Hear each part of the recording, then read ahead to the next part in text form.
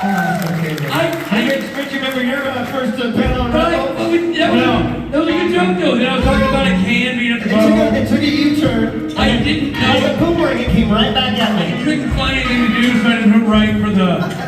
But it's good. That's good stuff. I think people like the whole can of the deal. People like, that's what we do. Right. I throw you something, you slap it, and punch me in the face. Right. Exactly. You read my book, Improv 101. Ladies and gentlemen, I got nothing. Because they're going to come out here and do what they did. Well, please, which is why we love them. This is Jim Rhodes and Briana Buckmaster.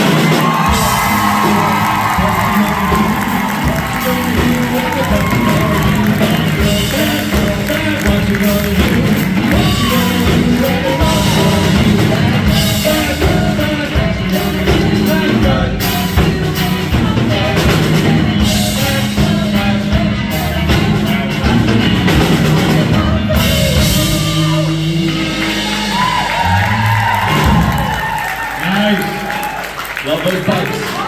Love those pipes. I was harmonizing. Oh, that was me. Couldn't you tell? It was glorious.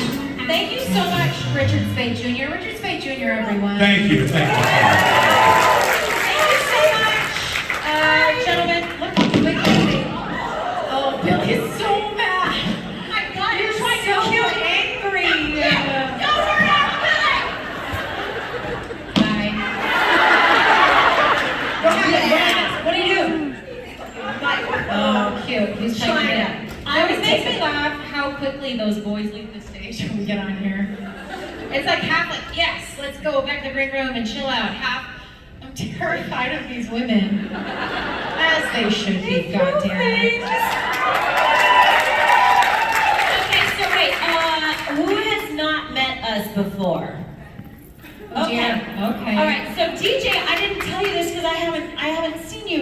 DJ came back and he was like, I forget how polite this audience is. I may have gone a little overboard. And I said, did he fluff them for us? No, he apparently pulled his testicles out. Again. Did he do that?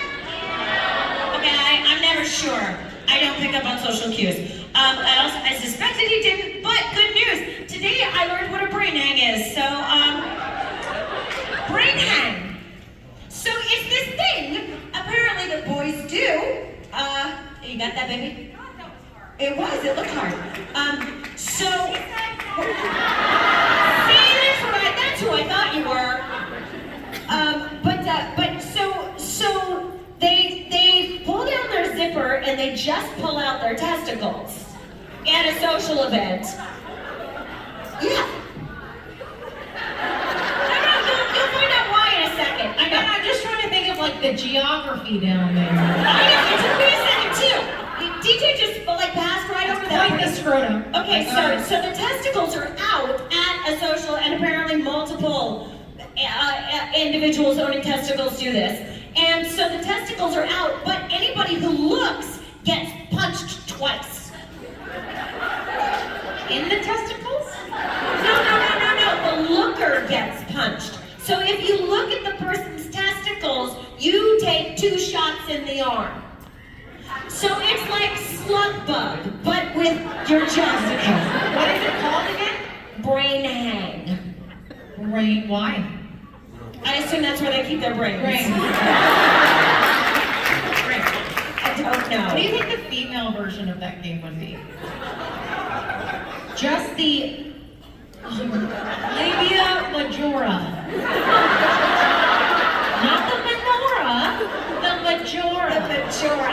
Not the vulva, not the clitoris. That would be explaining this for the gentlemen in the audience. The labia. Okay. Yeah. Hit. I heard that. I don't enjoy hitting people as much as some boys seem to. I used to think it was pretty fun to hit people on the pussy. Oh, I remember. That's right. It was a fun game. Yeah. Pussy slap. But we don't do that anymore because it's a different time. I would not do it to strangers. I would do it to my friends after we'd had a couple wobbly tops. And we'd laugh and laugh and laugh, and then afterwards we'd be like, I don't know if they actually thought that was funny, and so I thought it was smart to just stop it all together. But me and those pussy slaps, we had some good times together. So, for those of you who just met us, you're welcome. Now you know who we are. So, we're going to get to the time window where I like to ask, are there any children in the audience? Well, if there are, again, I'm sorry and you're welcome. You're going to learn all about the female anatomy today. And apparently about some men. Some testicular anatomy. Yeah. All right. Well, we can't talk about the show, so we might as well talk about vaginas. I feel. Yeah. Should take some questions. Okay, fine. Let's take some questions. Hello? Hello. Oh, hey. Oh, I know what this question's gonna be. It's for Kim. Sorry. Wait, why do you know what it's going to be and I don't? And it's for me. I'm scared. I have a shirt for flicking me off. She literally has that on her Oh, t-shirt. is that your shirt? My shirt. Where's your mom? No, that was a different. That was somebody else who flipped off. This was the last convention. Listen, we're not best friends. We're going to be best friends after this question. But we just had a meet and greet. This is why I know this friend so well. Is that she has a t-shirt of me flicking her off at the last, it was Denver? It was like the first convention after the pandemic, after the lockdown. And she asked you a question, so I gave her the finger. So fun. Good job. Thank you. It means love in our language. Most of the time. Yeah, that's exactly what I explained. Anyway, go ahead, because she asked me this in the meeting. Yeah, so my question is, if you were a pickle, first, what flavor would you be? Second, where would you be in the jar and why? This is so my kind of question totally, sometimes. yeah. It's specific and it's right up my alley. Okay, so I really like a sweet bread and butter pickle, but with I know. But with hot peppers. So a hot bread and butter pickle. Okay. Have you had like really, What is that a little bit? like hot? And also I started making pickles. So this is I'm talking about one that I would have made. But like so it's salty and it's apple cidery but really hot and spicy. Aren't the bread and butter pickles the sweet ones? Look, I'm not talking like you find in Albertsons. Okay. I'm that's talking what like you thinking of. find You know, at Granville Island. I'm sorry, I gave that vomit sound too early to you, and I'm so sorry I wasn't affirming your answer. I respect your experience with bread and butter pickles. Thank you. Look, I validate. Apologize, I didn't really think about your experience. and Mama, your anytime dynamic. your gag reflexes hit, you know I got your hair. That's the name of our next spin-off. Okay. So I would be but I would have been made on Granville Island, not by like Vlasic, okay? So kind of a crafty bread and butter pickle. I would, however, be somewhere near the top because I would be frightened of absorbing too much salt at the bottom. And getting at like, I would just be like, that's a little too much flavor. I am frightened to be scary for others. I would like to remain palatable. So I would be like top third in an attempt not to be overly brined for your comfort and pleasure. My answer was dill pickle because I'm not a lunatic. And I said I would be in the middle because I want to be the center of attention. I, of course, am also assuming this is what we prefer in bed as well, right? Yes, okay. Wait, what? This must translate into what we prefer in bed? This is why I was laughing so hard. 'cause When you're like, when I'm in your mouth, I want to be pleasurable for you? I think, yeah. I don't want to absorb too much salt. Yeah, I want to make sure that when you experience me orally, you're enjoying it as much as I am. I think that's scam. Is this what you wanted?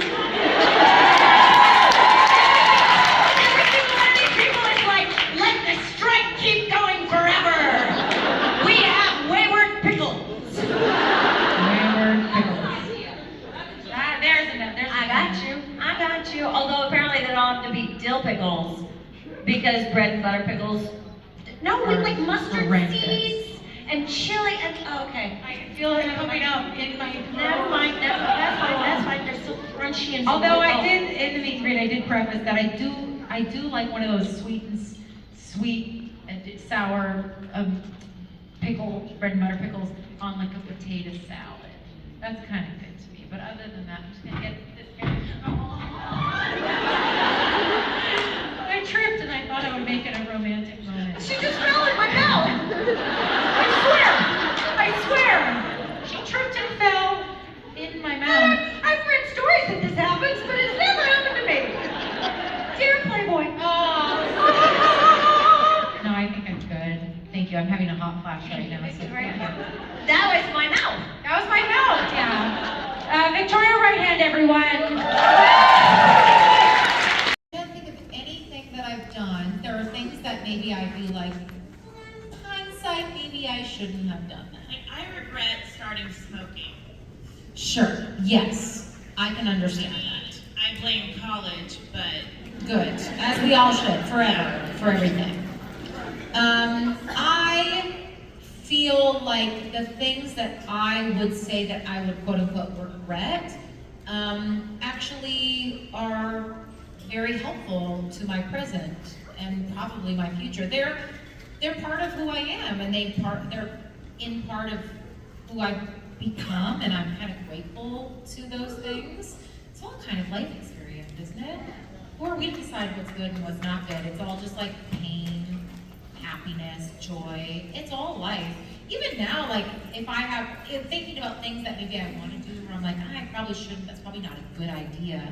I still am like, yeah, but it's life and it's feelings and it's, yes, pain, but I think pain is a really great and kind of beautiful part of life as well. Just feeling as much as you possibly can in this life is kind of really my goal and purpose. And while it is uncomfortable, I don't want to just not feel things for the sake of comfort. But yeah, I can understand your point of view for that. I can't think of anything off the bat that relates to that. What about you? We were just talking about this in the VIP. Everything in my life culminated in who I am in this moment. And I choose to love who I am in this moment. So therefore, I would not change anything that has happened in my life. That said, last week, so my husband's birthday is today. Why are we laughing? Did someone come on stage? Oh no, you're laughing. It's okay, no, I don't mind if you laugh at me. It's just sometimes I'm like, that said. Tom Welling came in on stage. No, okay, it's still me. Yay, me!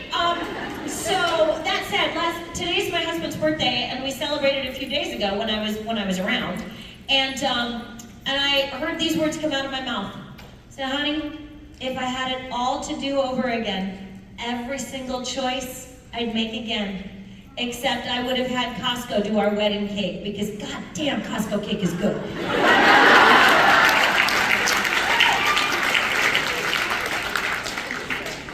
The only thing that comes to mind. And I picked that one because that means that was one moment that I could have been eating Costco cake, but I wasn't. Nobody loves a shitty sheet cake like fucking Kim Rhodes. No, not you, nobody. I swear to God. She's like, oh, that icy, that sweet butter. Yeah, I want to taste it in my eyeballs. Yes! And she's not a big sweets person. Other than ice cream. I like ice cream. You like ice cream? Yeah. Some chocolate. I got that back, baby. You're more of a salty person, though. You are I quite love salty. yeah. I like whatever makes my mouth happy.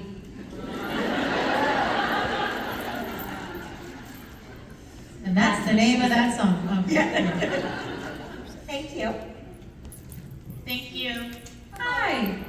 So, just out of curiosity, we were at Chicago and I had brought my two kids with.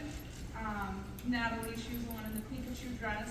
Did I give them the finger? You guys, no. You guys You did a first. photo with her and Pikachu that she brought. Yes. Do you Okay. remember her asking you what your favorite Pokemon was.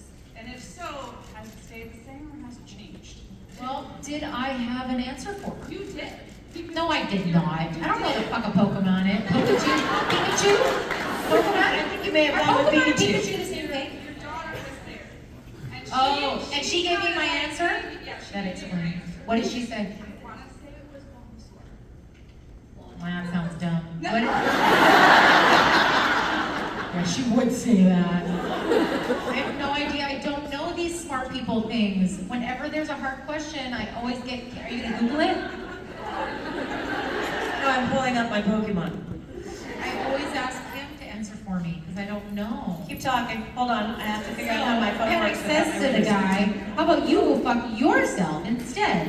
No, I'm sorry. I'm just gonna stand up here and swear. Don't make me riff. Don't make me sing. I'm just gonna show you a bunch of them, and you can pick one. I'm feeding a golden raspberry. You're feeding a golden raspberry to. Yes, I'm not going too fast, and I am aware of my surroundings. No, that's me, Briana. I am Briana's favorite Pikachu. Favorite Pokemon. I am Briana's favorite Pokemon. All right, so let's go over to me. Yeah. There's me. That's your Pokemon? No, that's me. I'm the one that's human. Briana is Ludicolo. He looks drunk. Yes, and he's wearing a sombrero. Yeah. That's not great. He looks like a good time. Yeah. Where are my Pokemon? Nope. A Raid got. This is going great so far. Are you getting everything you wanted? Great. Look, we don't get to talk about the. What? Fuck you. Hey. Who's that? I'm that guy. The guy with the glasses He's and the one of the backpack. professors. I'm the Professor Pokemon. Thank you so much. It was a smooth stone-like object with a skimble Oh, I erected like this into game. it. It glowed with an energy I've never encountered before. Yeah, it did. I've seen that symbol before in documents about mega evolution I received from my colleague and Professor This is our OnlyFans channel. I don't know how to make this go away. Just reading the Pokemon app in a sexy voice. Did you have a question? That was a question, was it? Has it changed? No. Here, you can look at any of, here, just go through and pick one you think is cute. This looks like trying to pick out Bitcoin. Same exact. Geodude. Geodude is apparently her favorite. Classic. Yeah. She didn't ask my opinion, I just told her to pick one. What is yours? So someone just recommended Jigglypuff. Cute. Yeah. Who else should she see? Char. Yes. I personally am a big fan of Rapidash. Just because he's so pretty. He's so pretty. How do you So choose? pretty. Do they have personalities? Yeah. And the Yeah, they kind of raspberries will do. make them like you more. What's that? The raspberries that she's talking about, if you give them one, they'll make you like them more. They're like pets. Yep, pretty much. Oh, well, that's pretty easy. Yeah. You can just be like, oh, there's Bulbasaur. Someone else mentioned Bulbasaur. Bulbasaur. Aerodactyl, do I have it? Oh yeah, there. Arcanine's cute. Yeah. All right, There you I'm over go. this. I'm over it. We're done. The question's over. You're wonderful. Where are the little ones now? They are not here. Do they miss me? Actually, my daughter was upset that she couldn't be here Yeah, today. I understand And that. I showed her like where we're going. She said, my friends are there. We are here. I'm sad that she's not here. She just started school though. Oh, fair enough. It's first week That's back. fair. It's mommy time. Send her our love. I will. Okay. And don't tell her that we forgot what we told her was our Geodude. favorite. Tell her Geodude. Don't tell her Geodude. I'm gonna remember that forever. Don't tell her Geodude. tell her Eevee. She likes Eevee the Oh, best. yeah, Eevee. She likes Eevee the best. The audience likes There we go. too. Well, excusez-moi. Hello. Funny story. Not funny. Funny to me. So yes, I am diagnosed with autism. I am autistic, and ADHD. I'm a neurospicy. And we just, the podcast, because we now record our podcast at the conventions. You are welcome to come. You do have to pay more money. Tonight. But it's tonight. At 6:30. At 6:30. Come by and you get to be a part of it. And then It's it not gets this uploaded. shit. It's the opposite of this shit. It's an intense conversation and you shut the fuck up when we're done talking to you. Nah. But we discussed at the last one with Nate Torrance how our brains work. And do our brains ever work in ways that frustrate us? And so part of what came up was me talking about masking. And what I feel when I am unmasked. And I'm sure you've heard about autistic masking. For me, it is a code or a set of prescribed actions, reactions, scripts. It's like a formula for making sure the world is as comfortable with me as possible. And I spent my whole life thinking that that was supposed to be true. And when it wasn't true, somehow I was failing at being a human being. So vulnerability used to mean just letting people see me be sad. And I assumed that's what vulnerable was. I am now learning that vulnerability means letting people see me. Very important. That when I trust you enough to not alter my behavior because I'm scared of you, that's actually me offering you love. That when I love myself enough to believe that what I offer is sacred and good, no matter how you receive it, that is vulnerability. So I am learning a lot about my ability through vulnerability. Instead of treating it as a weakness, I am now seeing it through the spectrum of disability with this beautiful new, like, oh, it's that little moment in Labyrinth where she goes, you have no power over me. And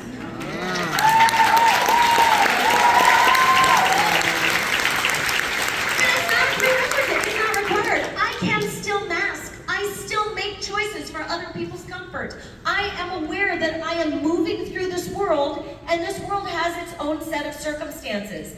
I just don't have to do all the things you do just because I want to dance with your dances. So I get to pick and choose now, and that is a beautiful thing for me that I've discovered when vulnerability serves me and when I'm allowed to mask up and just like fucking feel safe.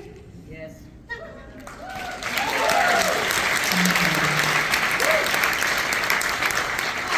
Hi. So my question. Idea that you are asking this puppy to do something very, very, very, very, very difficult that very, very, very few dogs can do anyway. That's a lot of pressure to put on yourself.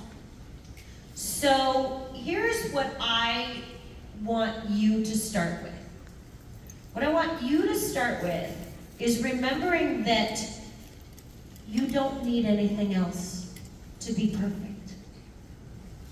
You don't need to be anyone else to be exactly who this world needs you to be.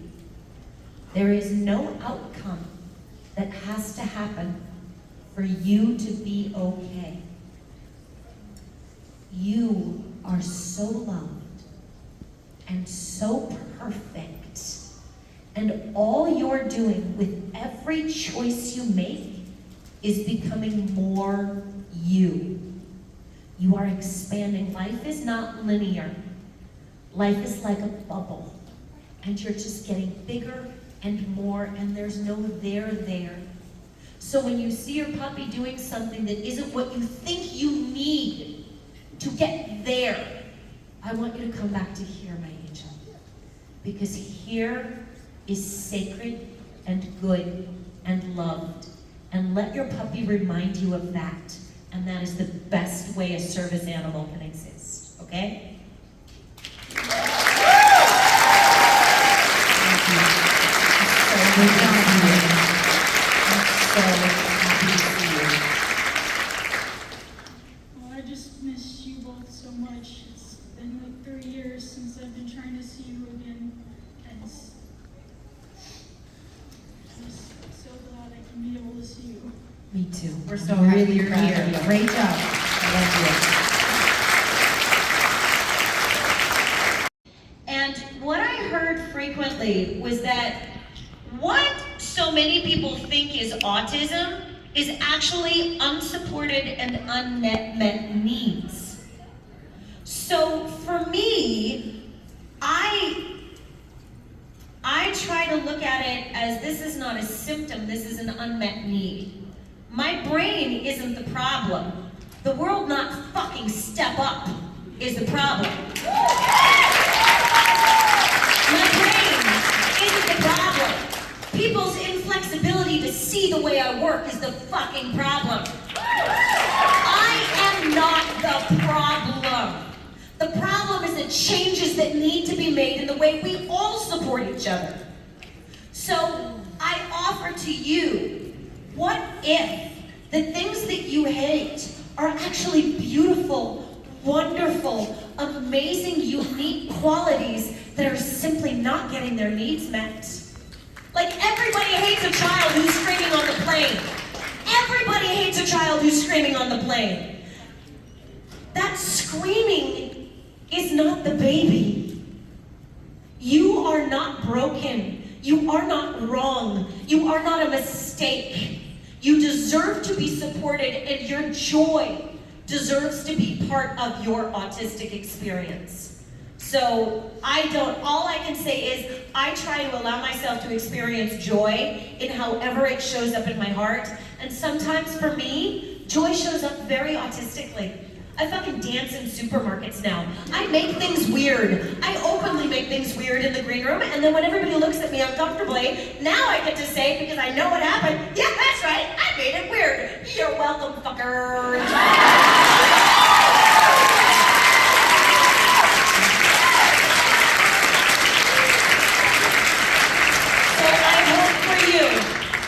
That you meet the part of yourself that I see so beautifully, the part that is perfect and loved and necessary. Thank you for sharing that with me. Did that answer that at all? Okay, all right, great.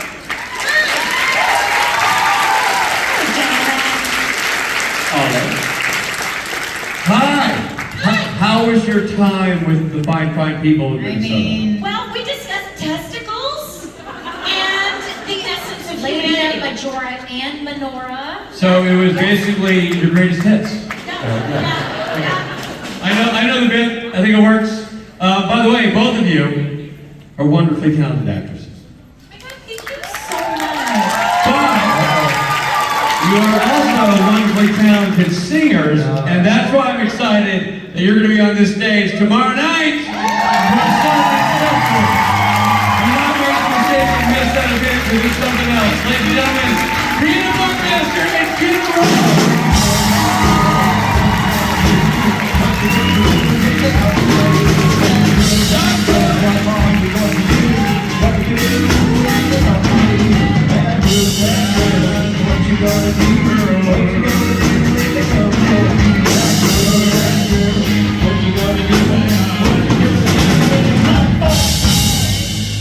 I don't know.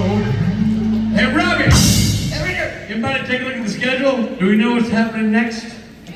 That's the end of the on-stage portion of the day. That's it? That's the end of... And then we're going to do some autos. Autographs? Yeah. Pie graphs? Photographs. All right, listen. And I don't know what other things are left. Aren't you doing a thing? Let me tell you, there's Man's Cave. Man's Cave. There's Billy and Rich, music and food. There's whatever the hell Mike's doing, or whatever the hell Steven's There's doing. a DJ pre-party karaoke. DJ pre-party. There's a karaoke tonight. There's a bunch of crap. But before that happens, you got to do your autographs. You got to do your photographs. And I want you to know something. All of you, regardless of what happens this weekend, are the special, anointed, chosen Friday people. And that makes you better.